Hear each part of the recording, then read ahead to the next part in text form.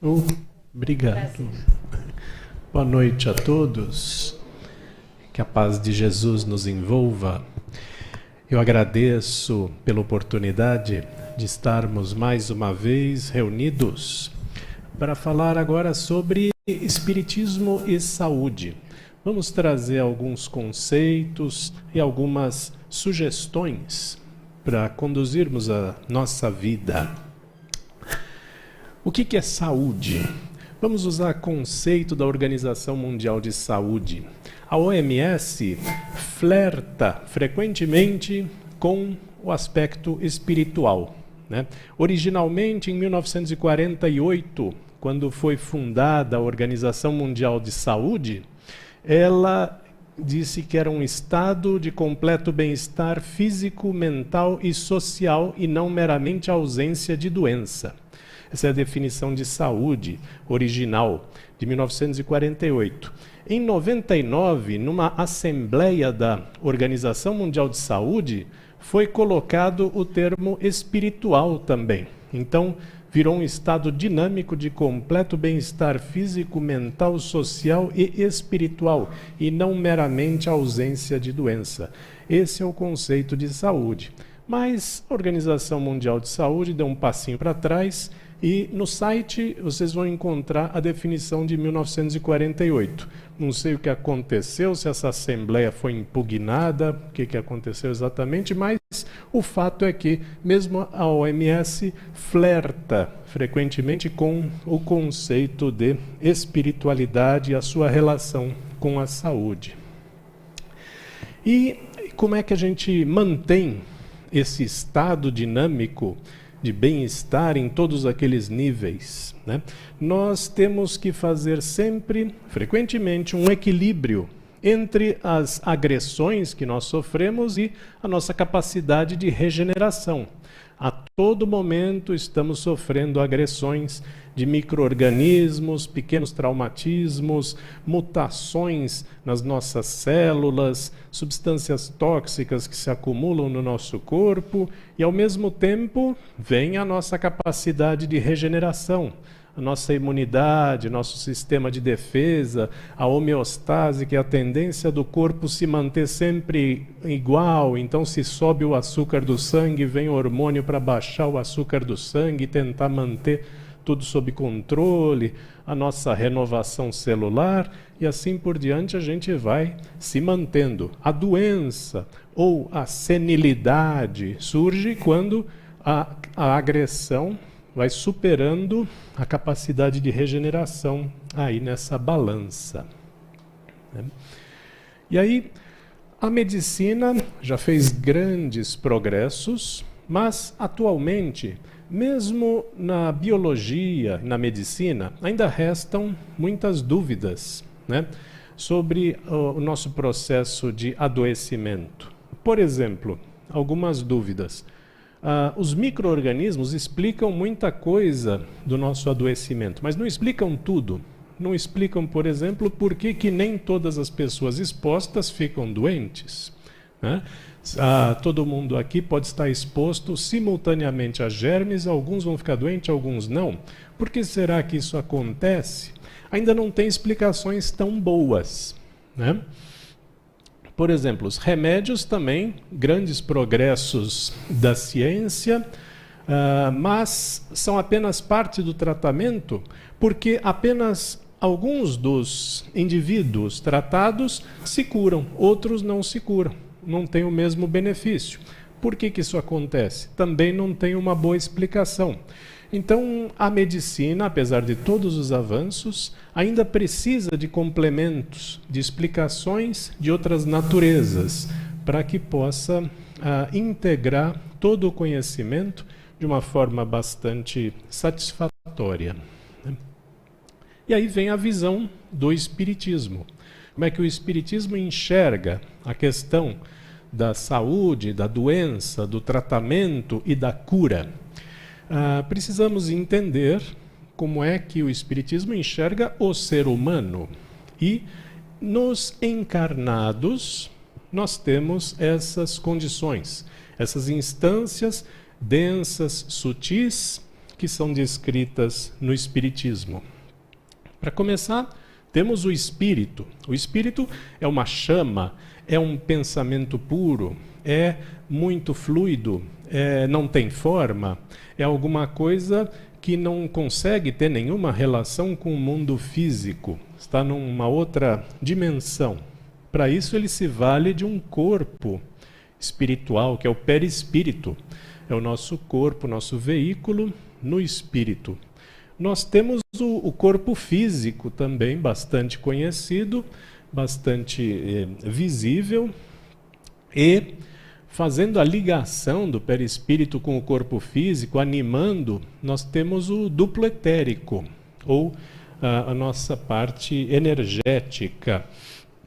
E nós vamos conversar sobre cada uma dessas instâncias, para conhecer algumas características dela. O perispírito é uma instância muito importante na determinação da saúde e da doença. Ele é o intermediário, né, entre o espírito e o corpo físico, já que o espírito não poderia fazer nenhuma relação com a matéria. Ele molda o corpo físico na nova encarnação. Ele arquiva sensações, emoções, ocorrências. A cada encarnação, isso vai ficando arquivado em lugares muito ocultos do perispírito.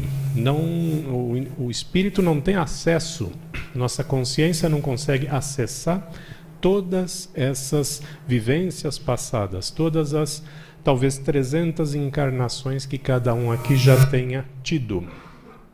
E o perispírito é o elemento que é curado nas cirurgias espirituais. E aí esta cura do perispírito é refletida no corpo físico, na saúde orgânica, né? Uma parte do perispírito é o corpo mental. É uma área mais sutil do perispírito. Mas o corpo mental, a sede da nossa consciência, está no perispírito. Ela está representada no centro de força coronário, no chakra coronário, esse do topo da cabeça. E está relacionada à forma do perispírito, porque a mente, a consciência, o pensamento molda o perispírito, né? E tem espíritos que têm capacidade grande de se moldar. Então, esse espírito pode se apresentar como o espírito de Bezerra de Menezes ou outro, para passar uma mensagem que às vezes a gente precisa ver para crer, então ele assume alguma forma e é pelo corpo mental que determina o que acontece no perispírito, né? Tanto a forma do perispírito quanto a saúde do perispírito é determinada pelo corpo mental, que é uma instância do próprio perispírito. A gente tem o duplo etérico, é o nosso componente vital de bioenergia, de prana, de chi. Várias culturas deram vários nomes diferentes para esta parte bioenergética, nosso corpo vital, que mantém as células vivas, que mantém a vida física, que sustenta a nossa existência na Terra. Ele absorve, armazena e distribui energia vital, essa energia sutil que não pode ser medida, mas que é descrita e foi intuída em diversas culturas. E também está relacionado à projeção de energia, né? Quando nós dividimos nossa energia com outras pessoas, ela vem desta nossa massa de energia, o duplo etérico, tanto para o dano quanto para a cura, né? Quando a gente direciona o pensamento, focaliza uma energia no passe ou em alguma forma de tentar lesar outra pessoa, nós estamos usando essa via. E também determina o tempo de vida, porque a gente tem esse quantum de energia e a nossa vida física é sustentada por isso. Então, acaba essa energia, não sustenta mais a vida física. E o corpo físico a gente conhece bem. De modo que a gente pode descrever, dentro do Espiritismo, as relações entre o espírito, a mente e o corpo. Tudo que é comando, tudo que é intenção, tudo que é voluntário, nasce aqui no espírito, né? Que então transmite as ordens para o corpo mental, que é uma instância do perispírito. Tudo isso aqui é perispírito. O corpo mental está lá, associado ao chakra coronário do perispírito. Tá? Este chakra coronário vai fazer uma conexão com o corpo físico, com a glândula pineal, aqui no nosso cérebro. Então, tudo isso aqui é o corpo físico. Tá? A partir do comando do cérebro, que secreta hormônios que influenciam até mesmo a nossa imunidade, vai sendo produzido substâncias que são comandos para que a célula funcione de um jeito ou de outro. Tá? E as sensações também fazem o caminho inverso. Tudo que a gente sente passa pelo sistema nervoso, que então passa pelo coronário, registrado pelo nosso corpo mental em nível de perispírito e transmitido para o espírito. Essa é a via das relações de todos esses corpos sutis e densos. E as enfermidades, né? André Luiz descreve a origem das enfermidades crônicas nesse livro aqui, Evolução em Dois Mundos, né? Ele fala da imprudência, de como nós usamos o nosso corpo. Alimentação, hábitos de higiene, as substâncias tóxicas, vícios diversos, tanto materiais quanto comportamentais. Isso é uma das origens de adoecimento. Ele cita também uma outra origem, o remorso ou culpa pela ofensa que cometemos a outras pessoas, que acaba desarticulando a ação do perispírito, né? Dissemos que o corpo mental determina o que acontece no perispírito, inclusive a sua forma. Portanto, a harmonia do perispírito depende dessa atividade mental. Então, mesmo num processo de desencarne, quando nós tomamos consciência de todo o mal que fizemos para uma outra pessoa, isso pode se refletir no nosso perispírito e influenciar uma nova encarnação, já que o perispírito molda o novo corpo físico. Tá? Isso pode estar acontecendo mesmo dentro de uma mesma encarnação. Tudo é dinâmico. Tá? Então a gente tem fatores assim bastante detectáveis e fatores que a medicina começa a detectar agora. Nas relações mente e corpo, a medicina está detectando que essas relações existem. Mas André Luiz detalha bastante essas zonas de remorso. Ele fala de cristalização das recordações dos nossos equívocos, faz um endurecimento de algumas estruturas perispirituais, né, que atua na organização do corpo e do perispírito. Então, são áreas que, então, endurecidas, não vão funcionar como deveria, e a reparação dessas zonas de remorso tem que ser através do confronto com ela, com a causa. E aí vem a lei de causa e efeito. Eu vou ter que estar diante da pessoa que eu agredi e vou ter que reparar isso, que é o que pode reverter esse tipo de alteração.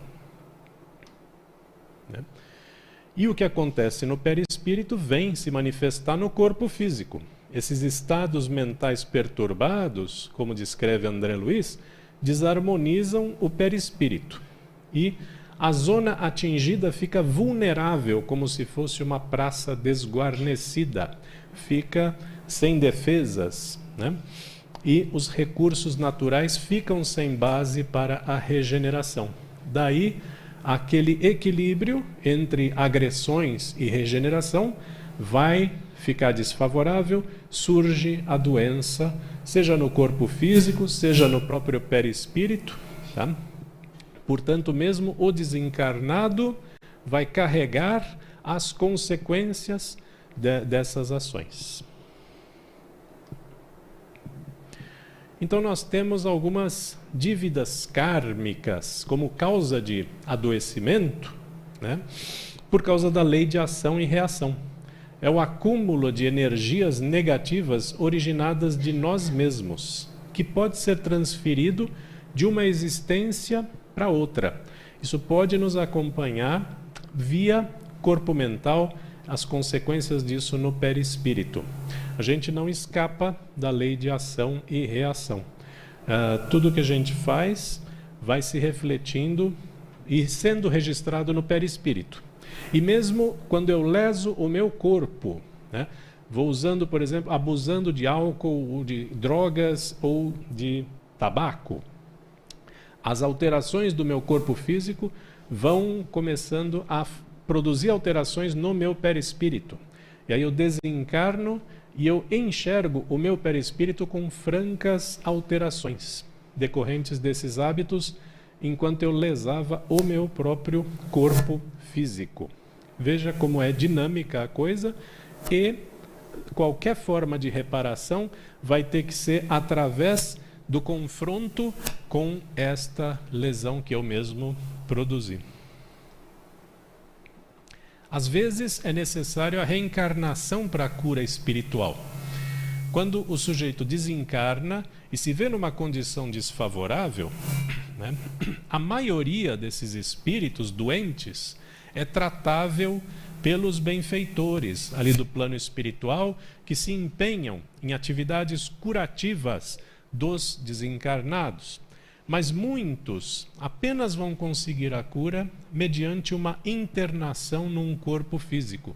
Aquelas enquistações, aquelas cristalizações, aquelas áreas endurecidas do perispírito vão precisar de um corpo físico para produzir uma ressonância para que aquilo seja dissolvido naquele corpo físico com tais características, que a gente enxerga como características negativas. Então podem ser, eventualmente, malformações congênitas ou tendências a determinadas doenças, que são essas formas de dissolver essas alterações perispirituais mediante esta internação num corpo físico, com finalidade de cura, né?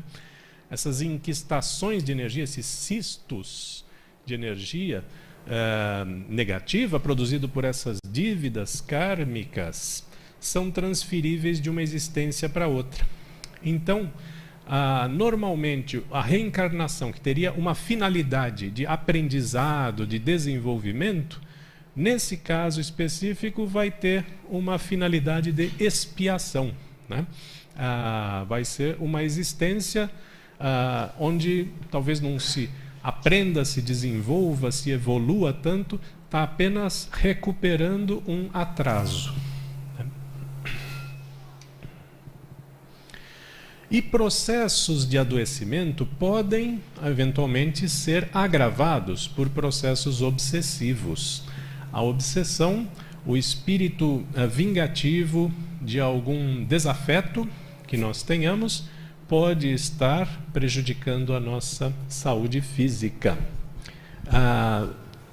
Em alguns casos, a doença pode ser ou produzida ou piorada pela ação vingativa do ofendido, né? Porém, a obsessão é um fator de adoecimento bem menos frequente do que nós gostaríamos. É sempre mais fácil colocar a culpa em outra pessoa, né? Prefere que eu fale sem o microfone? Isso.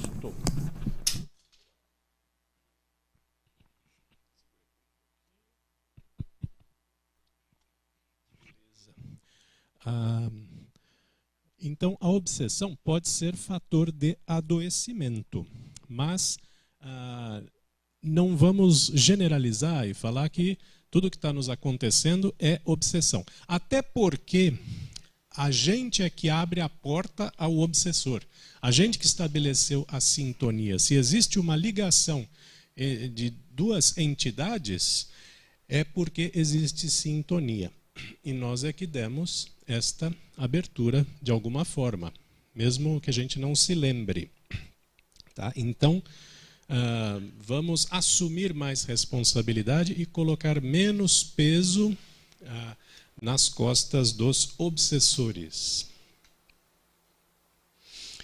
No tratamento, o nosso comportamento influencia a cura. E André Luiz cita isto, dizendo que essa brecha vulnerável, aquela praça desguarnecida por causa do nosso desequilíbrio, né, ela pode se estabilizar ou se ampliar conforme o nosso comportamento.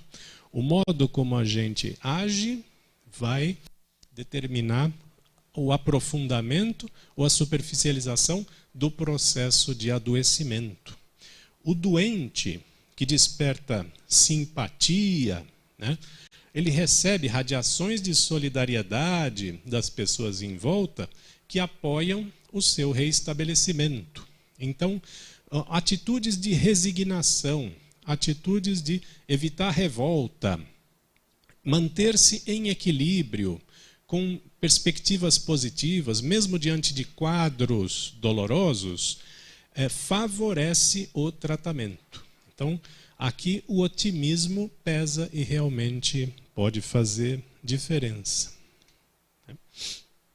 Quando o enfermo não adota a renovação moral, não consegue assimilar essas radiações de simpatia e se agrava o processo de desgaste. O indivíduo pode estar numa condição negativa, com doença, com sofrimento, na sua fase de resgate. Mas aí ele se revolta, ele usa essa doença para manipular outras pessoas e começa a agravar o seu quadro. Então, diante de qualquer situação, nós temos que tentar manter o equilíbrio, tentar não agravar mais ainda a nossa condição. E a medicina já reconhece esse tipo de coisa, porque já começa a descrever características como este enfrentamento religioso. O termo em inglês é religious coping, que é o enfrentamento religioso e espiritual. É o uso das crenças ou das práticas religiosas para reduzir o sofrimento de eventos estressantes da nossa vida ou para dar para eles um sentido, para serem mais toleráveis. O indivíduo, então, diante de uma enfermidade, numa condição negativa, ele pode recorrer à sua bagagem religiosa, às suas crenças, a rituais que lhe tragam conforto e significado para buscar o seu equilíbrio e colaborar dessa forma com a sua recuperação. Nós também temos um papel importante no nosso processo de recuperação, entendendo que determinismo e livre-arbítrio, eles coexistem simultaneamente. Isso não é um paradoxo, isso não é alguma coisa impossível. Veja, nós temos na medicina conhecimento de que existe a epigenética. Epigenética são fatores que regulam o funcionamento dos genes. Então, ligam ou desligam alguns genes do nosso corpo. Por exemplo, alguns fatores que vêm pela nossa alimentação, tóxicos na poluição, hábitos de vida que a gente tenha, produzem desfechos diferentes, apesar da gente ter aquela carga genética. A gente nasceu com aquela carga genética.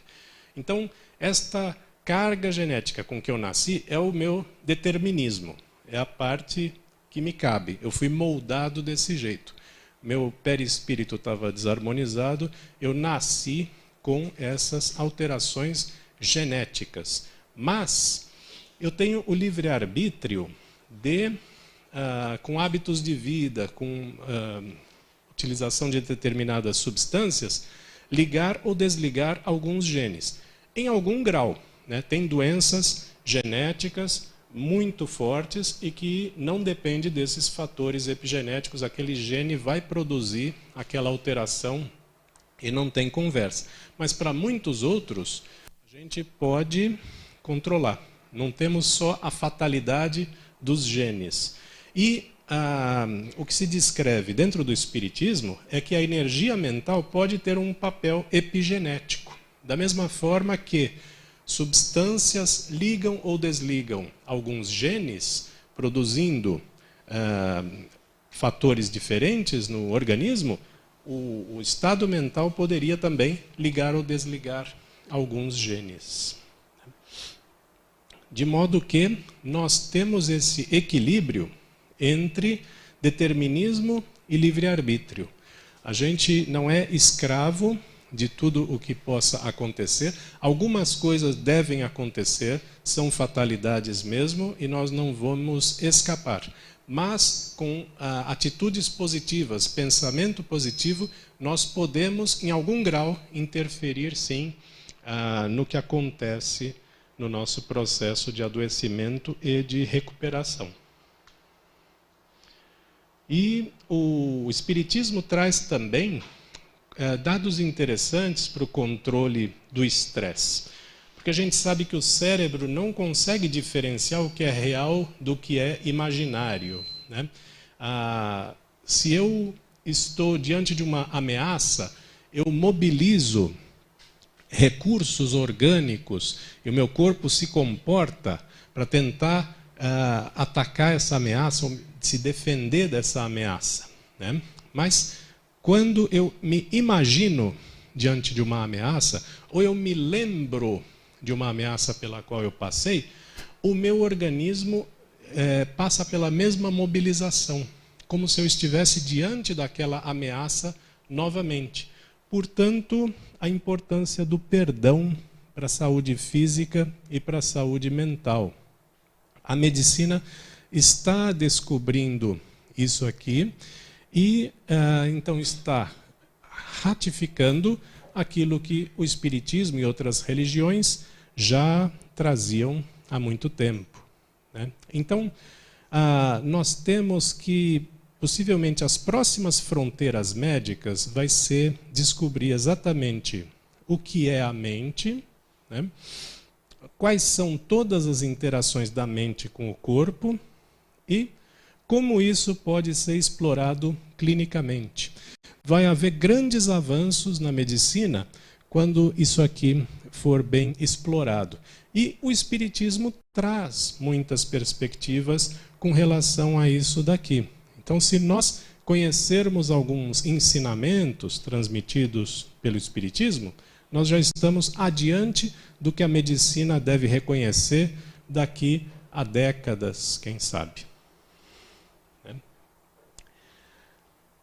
E é difícil, às vezes, a gente diferenciar coisas que são espirituais das coisas que são físicas, tá?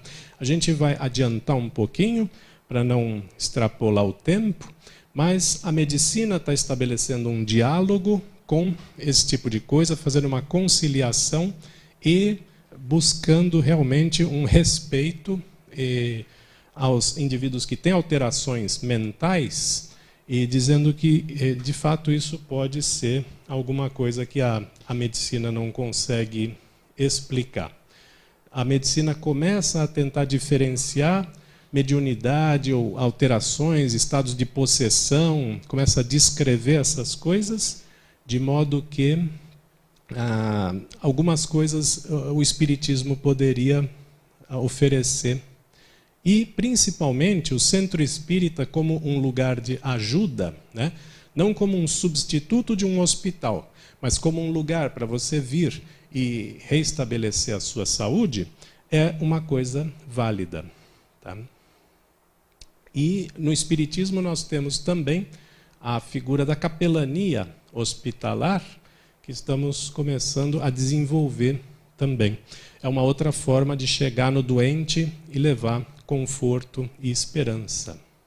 Portanto, nós temos uma responsabilidade, né? A nossa saúde é um empréstimo e nós temos um compromisso para mantê-la em todos os níveis que a gente possa manter. Esta apresentação foi um oferecimento da Associação Médico Espírita de São Paulo. Convido todos a conhecerem o nosso site, né?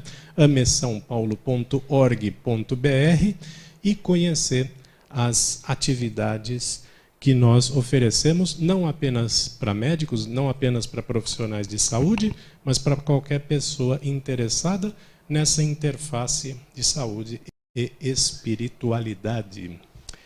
E assim eu agradeço pela atenção de todos e eu convido todos a se juntarem a mim em intenção, em força, em pensamento.